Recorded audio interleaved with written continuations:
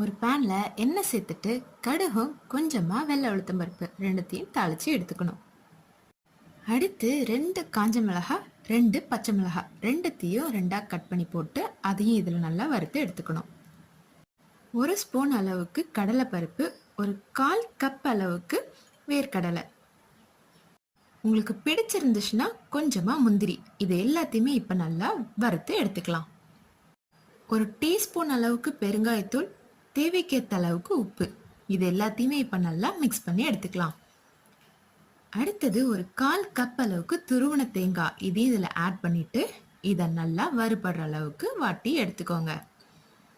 கொஞ்சமாக கொத்தமல்லி தழை இதையும் சேர்த்துட்டு லாஸ்ட்டாக நம்ம வேக வச்சுருந்த சாதத்தையும் இதில் ஆட் பண்ணிக்கலாம். நம்மளோட டேஸ்டான தேங்காய் சாதம் ரெடி.